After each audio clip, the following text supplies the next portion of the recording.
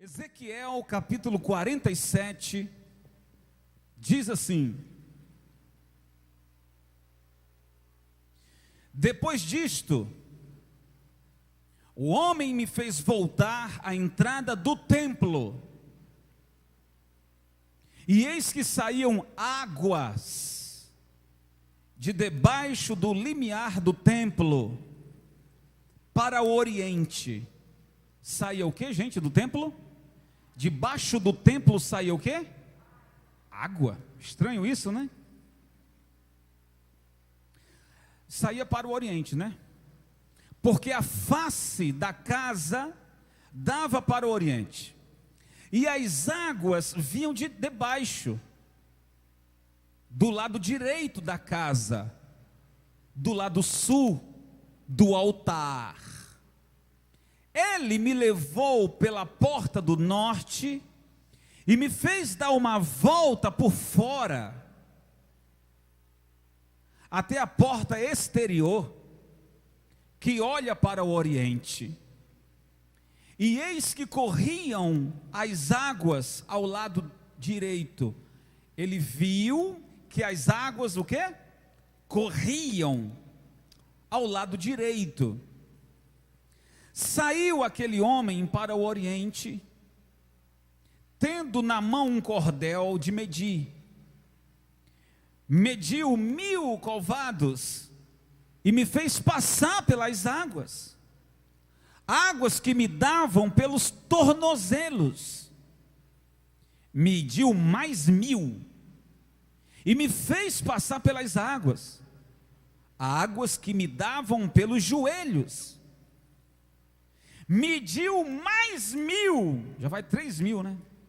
E me fez passar pelas águas, águas que me davam pelos lombos. Mediu ainda outros 1000, e era já um rio, que não podia atravessar. Não podia o que, gente? Por favor, quero que você leia e procure entender. Porque as águas tinham aumentado, águas que se devia passar a nado, rio pelo qual não se podia passar. E me disse: viste isso, filho do homem? Então me levou e me tornou a trazer à margem do rio. Ele me levou e tornou a trazer à margem do rio. Tendo eu voltado, eis que à margem do rio havia grande abundância de árvores. Primeiro ele estava vendo água, agora ele está vendo o quê? Árvores. De um lado a outro. Então me disse: estas águas saem para a região oriental e descem a campina, entram no Mar Morto, cujas águas ficaram saudáveis. Isso aqui é histórico, mas é profético. Amém, gente? Amém. Estão me ouvindo não, gente? Isso aqui é histórico, mas é profético.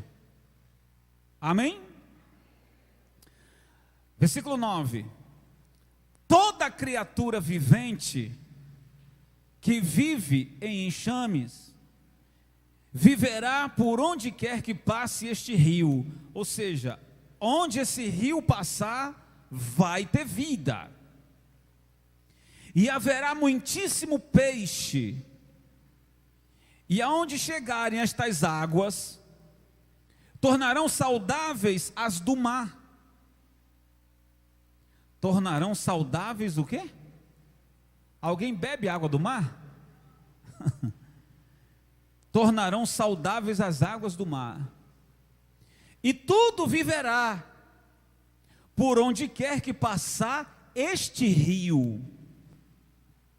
Junto a ele se acharão pescadores desde Engedi até Englaim, ou seja, de uma ponta do Oriente à outra ponta. Haverá lugar para se estenderem redes.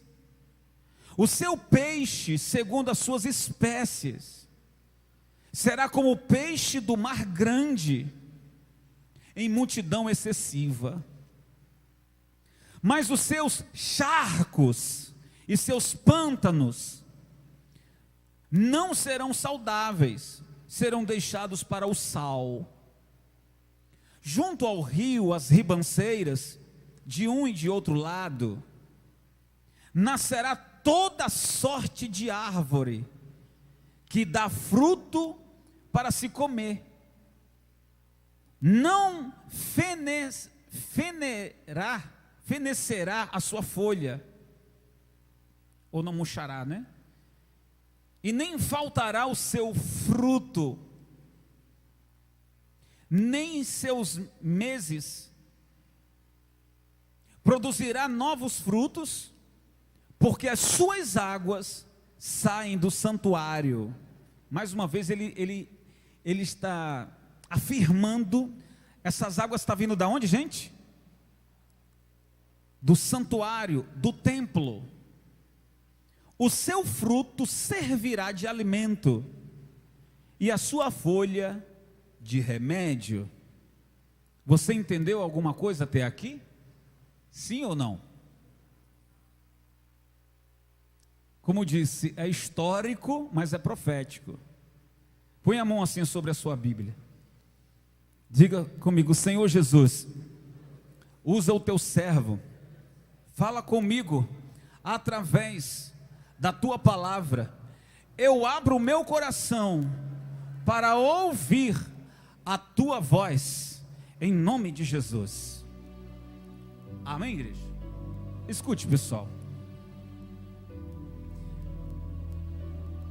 A gente lê a palavra e a gente quer entender.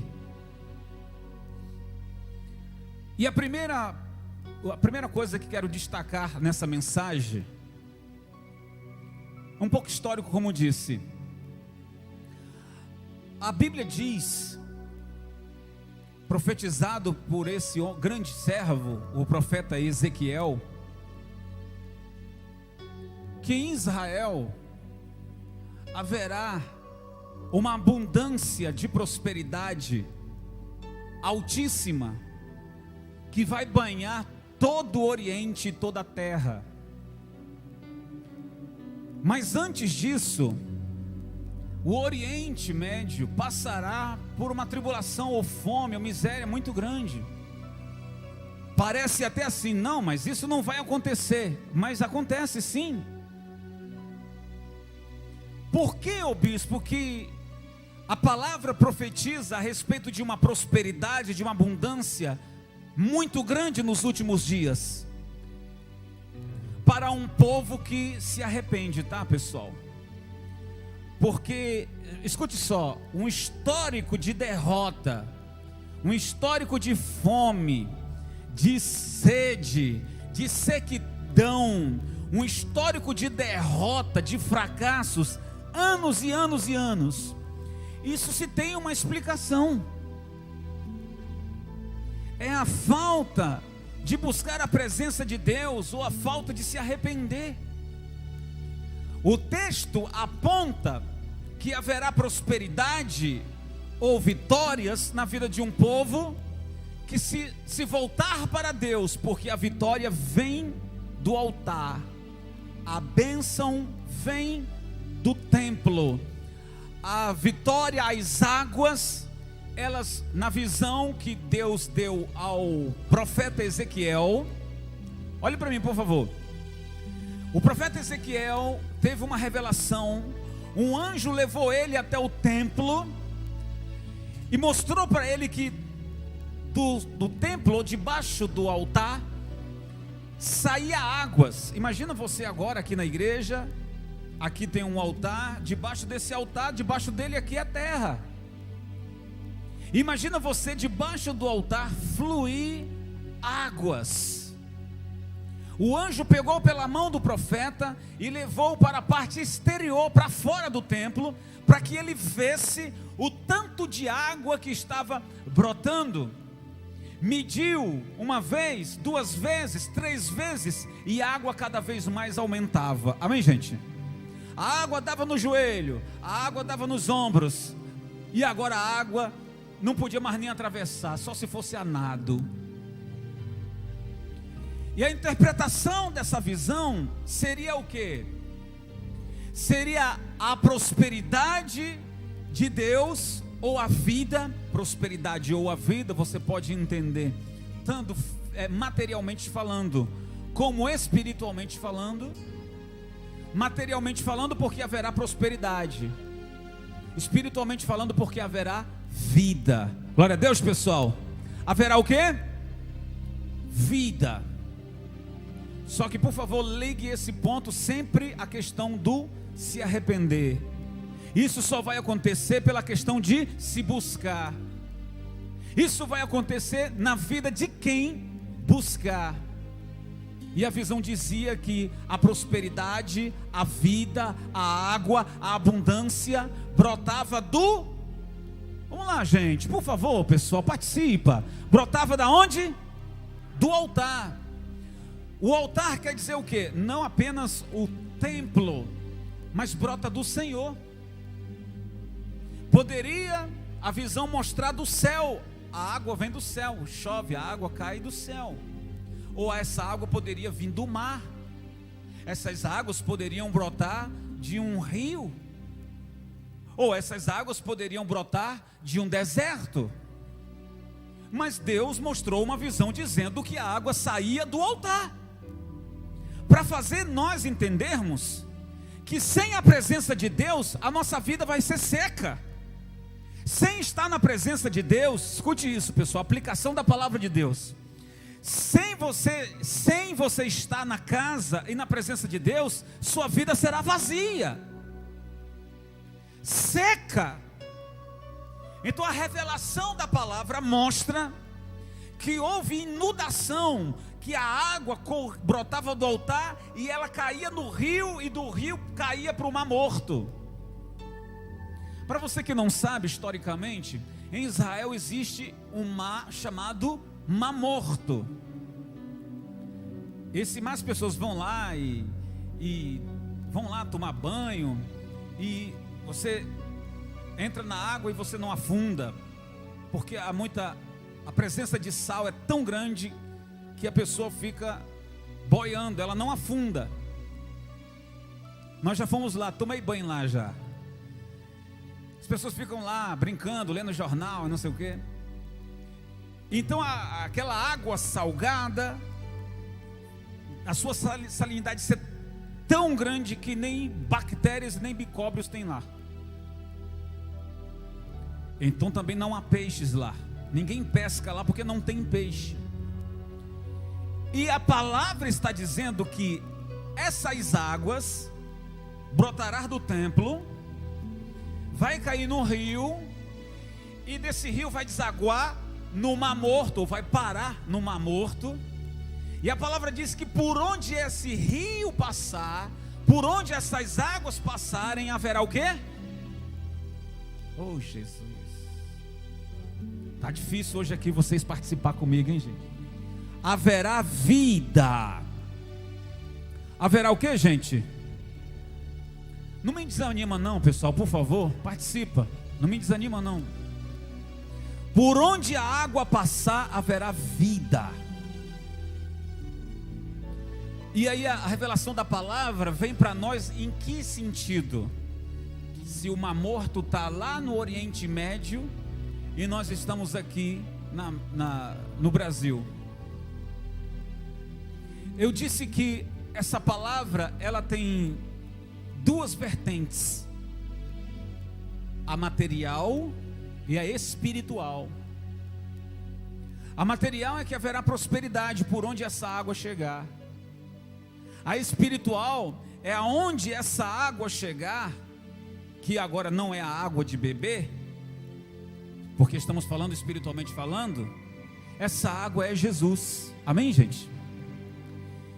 Numa festa, Jesus disse, ficou de pé e gritou: quem tem sede, vem a mim e beba. Jesus estava numa festa de judeus. Os judeus não gostaram muito de Jesus se declarar dizendo: como assim? Quem tem sede, vem a mim e beba. Era um pouco complicado para eles entenderem, uma vez que quem estava falando era um homem. Mas aquele homem era enviado, não como profeta, mas como o Messias. Glória a Deus, pessoal. O que nós entendemos? Que se esse Messias, que é Jesus, Messias quer dizer enviado. Se você deixar Jesus, que foi o enviado de Deus, entrar na sua vida, Ele vai restaurar tudo aquilo que está seco ou morto. A promessa da palavra aponta que haviam árvores mortas, mas quando ao cheiro das águas passavam ali, aquelas árvores, elas eram reverdecidas. E diz que uma vez a água passando, a folha não murcha mais. E aí fala que essas árvores serão montões de árvores frutíferas, ou seja, não vai ser mato. Árvores frutíferas, no sentido espiritual, trazendo para nós, é o que? Jesus entrando na sua vida, você será uma árvore frutífera. O que é fruto? Frutos são coisas boas. Há pessoas que são muito bacanas, muito legais, mas os seus frutos são podres. Mau testemunho, cheio de mágoas. Fruto podre, começa uma coisa e não termina. Pessoa que não tem, ela não tem firmeza naquilo que se faz, ela se perde. Se o rio, essas águas saudáveis, que é Cristo, estou apontando para você através do cumprimento de uma palavra e de uma revelação que foi feita a um profeta há tantos e tantos anos atrás. Você decide se você quer continuar seco ou morrer nessa seca, ou se você quer beber desta água da vida, que é Jesus. Como Ele mesmo se declarou dizendo: eu sou a água da vida, e quem beber desta água nunca mais terá sede. Quando falamos disso, lembramos, vem à nossa mente a declaração que Jesus faz à mulher samaritana no poço de Jacó. Samaritana, ou seja, essa mulher não era judia, mas mesmo assim Jesus foi lá e declarar amor para ela, no sentido de salvá-la, uma vez que ela cresce. E ela responde para Jesus: sabes que tu, como judeu, não pode falar comigo, porque sou uma mulher samaritana, nós não podemos nos comunicar. A religião faz isso. A religião faz com que as pessoas se intriguem, faz com que as pessoas, elas venham olhar só para si, ela não venha olhar, compartilhar com os outros. A religião faz isso, e muitas pessoas são levadas por isso, e isso vai lhes levar à morte. Mas Jesus chegou para ela e disse: olha, dá-me um pouco dessa água. E ali começou então aquela discussão entre eles que não poderiam se falar. A religião faz isso. E Jesus olhou para ela e disse: filha, se você soubesse com quem você está falando, eu te daria da água, que quem beber dessa água nunca mais terá sede, mas dentro de si brotará um rio, que brotará para a vida eterna, água viva. Jesus estava falando de uma nova vida. Amém, igreja? E ela vai dizer: como vai tirar a água, se não vejo com quem tirar? És maior do que o nosso pai que construiu esse poço? E Jesus disse: não é dessa água que eu estou falando, mas a água da vida. A água que muitos, embora sendo religiosos, não sabem do que se está falando, dessa água da vida. A água que limpa, a água que alimenta, a água que traz a vida. Eu estou diante de uma promessa fantástica, pessoal, que muitos não têm provado nos dias de hoje, dessa água da vida, porque fazem tanto tempo que não se arrependem. A seca se dá pela falta de arrependimento, a fome se dá pela falta de arrependimento. Eu falei fome, né? A fome, as doenças, nós podemos classificar o momento que nós estamos vivendo de pandemia. As pessoas, elas não buscam a Deus, elas estão mais voltadas para o álcool em gel, a máscara e a esperança da vacina para se proteger de um vírus, do que se arrepender dos seus pecados. Desculpe, mas é verdade. Sim ou não, gente? Máscara, álcool em gel, vacina, prevenção, mas arrependimento, buscar a Deus. A palavra está dizendo: a água sai do santuário, a água sai do templo, a água sai do altar. Não vem na igreja. A Bíblia está dizendo: a água ou a vida ou o rio brota do altar, mas a pessoa não vem na igreja. Ela coloca a sua esperança numa vacina, mas ela não se arrepende dos seus pecados. A palavra está mostrando, pessoal, que o rio não vai chegar em todo lugar. A água vai passar por um determinado lugar, e por onde passar, aquele lugar será restaurado. Está falando que essa água, ela vai cobrir todo o Oriente. Nós não estamos no Oriente, nós estamos aqui na América. E como que nós vamos alcançar? A gente precisa ir lá, se batizar no Rio Jordão? Não necessariamente. Não necessariamente. Eu disse que essa água é Jesus. Quem é essa água, gente? Fisicamente nós não o vemos, fisicamente nós não o tocamos, mas espiritualmente, se arrependermos, se buscarmos, se colocarmos a nossa vida diante dele, como os ensinos na palavra vêm nos alertando todos os dias, vem do altar, brota do santuário, vem da igreja. O Senhor mostrou, pegou na mão do profeta e mostrou para ele algo glorioso. Disse: olha, isso vai acontecer no meu povo. O povo de Israel foi escravizado 2 vezes por Faraó e por Nabucodonosor.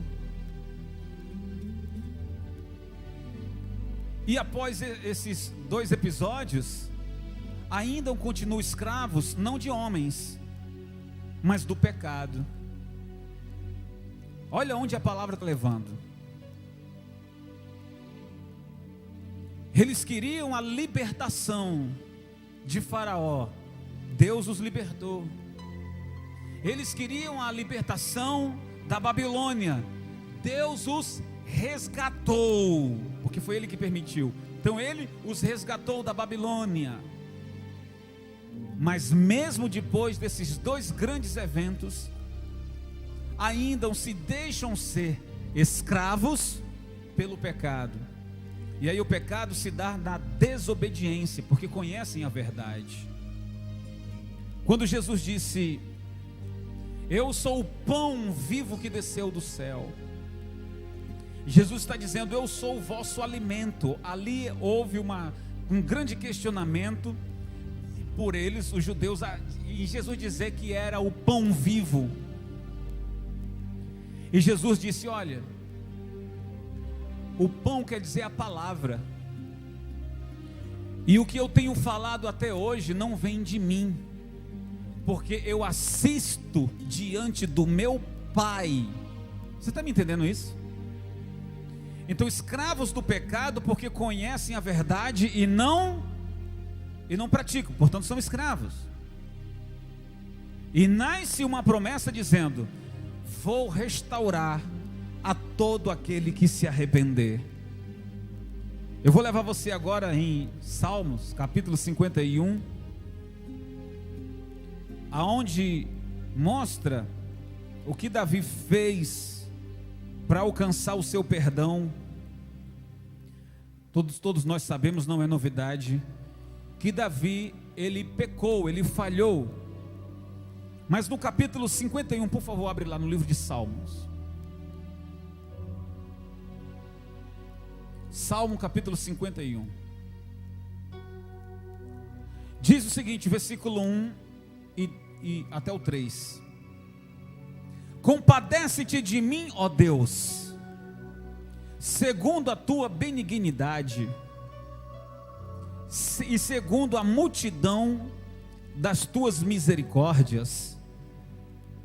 Apaga as minhas transgressões, lava-me completamente da minha iniquidade e purifica-me do meu pecado, pois eu conheço as minhas transgressões e o meu pecado está sempre diante de mim. O meu pecado está sempre diante de mim. Agora vai lá no versículo 16 e diz: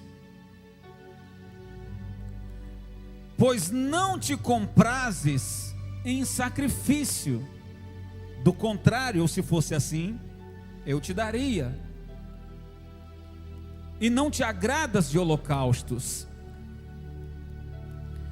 Sacrifícios agradáveis a Deus são o espírito quebrantado, coração compungido e contrito.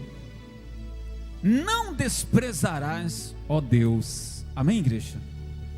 Deixa eu explicar para vocês, escute. Nós estamos diante de um texto que Davi, ele confessa o seu pecado, ele pede a Deus perdão, ele pede a Deus que pela sua infinita misericórdia lhe conceda essa graça do perdão. Ele diz assim: se fosse em questão de sacrifícios, eu mesmo te daria. Está dizendo o seguinte: se fosse questão para o Senhor me perdoar, eu oferecer uma oferta, eu mesmo te daria. Mas ele está dizendo, eu digo que agora Davi está à frente do seu tempo, porque naquele tempo ainda, no tempo da lei, se apresentava sacrifícios. Mas quando digo que Davi estava à frente do seu tempo, é porque ele teve a visão, a inteligência e a sabedoria de dizer: se Deus se agradasse de tanto sangue, eu mesmo mataria os animais e daria em holocausto. Mas ele diz, versículo 17: sacrifícios agradáveis a Deus, sacrifícios agradáveis a Deus é espírito o quê? Quebrantado. Ei, para só um instante. É espírito quebrantado. Está apontando para o quê? Arrependimento. Ei, sacrifício agradável a Deus é espírito quebrantado. A pessoa tem que pedir perdão, a pessoa tem que se arrepender. Olha, nós pregamos sobre isso no dia do perdão, o dia que se comemora ou se lembra do dia do perdão, que é hoje, né? Yom Kippur. Davi vai dizer o seguinte: então o meu sacrifício agradável a ti é esse, Senhor. Eu pequei, meu pecado está sempre diante de mim, eu estou sendo escravo dele, eu estou arrependido, eu quero que o Senhor me purifique do meu pecado. Aí ele diz que Deus se agrada de coração, de espírito quebrantado, coração compungido e contrito, não desprezarás, ó Deus. Amém, igreja? Olha para mim, por favor. Aquele que se arrepende de coração, Deus não o quê?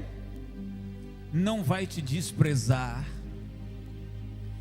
Deus não vai desprezar um coração quebrantado, não vai desprezar um coração compungido. Não desprezarás, ó Deus. Então eu volto para o texto. As águas chegam trazendo vida num coração o quê? Quebrantado e contrito. As águas chegam limpando, as águas chegam trazendo purificação na vida de quem? De quem aceita. As águas purificadoras lavam, purificam aqueles que se arrependeram. Então o erro de Israel foi passar muito tempo sem arrependimento. Quer dizer, não se arrependeram porque não quiseram. Porque na época tinha profetas para orar. Na época tinha profetas, sim, para estarem ali diante do povo e de Deus, apresentando as orações daquele povo. Mas mesmo assim Deus faz uma promessa: antes de terminar, vou dar uma chance daqueles que se renderem, aqueles que crerem. Então, se a gente volta ao texto de Ezequiel 47, dentro dessa promessa de prosperidade e de vida nova, se dá para aqueles que dizem assim: ei, hoje eu estou morrendo ou morto espiritualmente, folha seca, não é? Ou aquele vaso velho. Gente, escute, aquele vaso velho e quebrado, quando a água chegar nele, Deus tem poder de transformar em um vaso novo. Amém, pessoal? Essa é a proposta de Jesus, de fazer uma pessoa nova e dar frutos. Isso não é religião que estou falando. Eu estou falando de alguém que passou pelo sofrimento da humilhação, da injustiça e pelo aquilo que o pecado te fez sofrer e passar. Você sabe o que você enfrentou. Você sabe do que você está enfrentando. E agora Deus está dando a oportunidade de dizer assim: ei, eu posso mudar tudo. Glória a Deus. Posso mudar tudo através do arrependimento. Coloque essa palavra aí no destaque: arrependimento. Sabe aquelas pessoas que já se batizaram nas águas, mas não nasceram de novo? E a forma que a gente fala foi só um banho sem sabonete. Quantas pessoas eu já batizei que nasceram de novo? Muitas. Eu já batizei mais de 30 mil pessoas em toda a minha vida. Nem todas foram salvas, porque não depende de mim. Depende de mim? Não depende de mim. Depende da própria pessoa. Aqueles que foram batizados e que fizeram morrer a velha criatura, nasceram de novo, frutos. Mas a outra parte, que também se batizaram, mas não nasceram de novo, e que também isso não depende de mim. Foi um banho sem sabonete. Porque o que acontece, pessoal? Qual é o processo da salvação? Você quer que eu explique para você rapidinho como é o processo da salvação? O processo da salvação é o seguinte: em primeiro lugar, a pessoa tem que crer. Não há arrependimento sem crer. Então primeiro tem que crer. Então é nessa escala aqui, ó. Primeiro crer. Depois que a pessoa crê, ela se arrepende. Depois que ela se arrepende, então ela se batiza nas águas para selar um compromisso de servir a quem? A Deus. Esse é o processo. Tá, crê, se arrepende, se batiza. Ô bispo, então depois que se batiza está tudo certo? Ainda não. Porque após o batismo, a pessoa vai ter que manter a sua vida alinhada com a vontade de quem? É um processo, pessoal. Eu vou dizer de novo: crer, se arrepender, se batizar, e após o batismo tem que fazer o que, gente? Manter-se alinhado com a vontade de Deus. Aí você é salvo. Amém? É tão simples, é tão fácil. A leitura, a linguagem é tão fácil. E há quanto tempo Deus está falando para você? Quando é que você vai se arrepender? Porque crer, você crê. Você não estaria aqui se você não cresce. Se você está aqui, é porque você crê. Então ótimo, você crê. Está faltando arrependimento. Depois do arrependimento, o batismo. Depois do batismo, se manter alinhado com a vontade de Deus. O que significa manter-se alinhado com a vontade de Deus? É você andar em obediência. Isso é manter-se alinhado com a vontade de Deus. Você alcança a sua salvação. De fato, as águas de Deus entraram em você. De fato, as águas de Deus purificou você. Tem gente que fica com o coração duro, sabe? Resistindo, coração duro. Infelizmente, esse resultado será diferente. Mesmo que você diga: não, eu não quero ser condenado, eu não quero ir para o inferno. Mas se não se arrepender, vai ser lançado. Não é que você vai para o inferno, será lançado. As pessoas não vão para o inferno, as pessoas serão lançadas lá. Ah, eu não quero ir. Não, ninguém quer ir. Quem quer ir para o inferno? Ninguém. Mas serão lançados todos aqueles que continuarem com seu coração o quê? Amarrado, preso, duro. É triste, mas é verdade. Mas Deus está dizendo assim: antes que o fim aconteça, antes que o fim chegue, eu vou dar uma oportunidade. Aí tá, lá vem as águas. Lá vem as águas brotando do altar, brotando do templo, brotando do santuário de Deus. Ah, eu quero, Senhor, ser cheio do teu rio. Ah, eu quero, Senhor, ser cheio de vida. Lava-me, Davi dizendo: lava-me, Senhor, e serei purificado. Essa tem que ser a sua vontade. Sede de conhecer a Deus de verdade. Então eu concluo aqui dizendo que aquele sofrimento de Israel era por consequência do pecado. Então hoje a mesma coisa. Consequência de muito sofrimento. Não estou dizendo todos, mas digo que a consequência de muitos sofrimentos de hoje, a consequência aponta para o pecado, que é a desobediência. Quem se arrepende, as águas de Deus chega. E sem falar que existem aqueles que estão num deserto, que ele ou ela provocou isso, entrou nesse deserto. Uma coisa é Deus te levar ao deserto, outra coisa é você ir para o deserto por consequência dos teus erros. Deus não vai levar ninguém para o deserto por causa do pecado. Se o deserto for por causa do pecado, é porque a própria pessoa praticou isso, promoveu isso. Outra coisa é Deus levar a pessoa para o deserto. Um exemplo: Jó. Deus levou Jó para o deserto do sofrimento. O Espírito de Deus levou Jesus ao deserto para ser tentado. São situações diferentes. E olha outro que foi para o deserto, que Deus não levou ele para o deserto. Falamos disso no domingo passado. Sansão,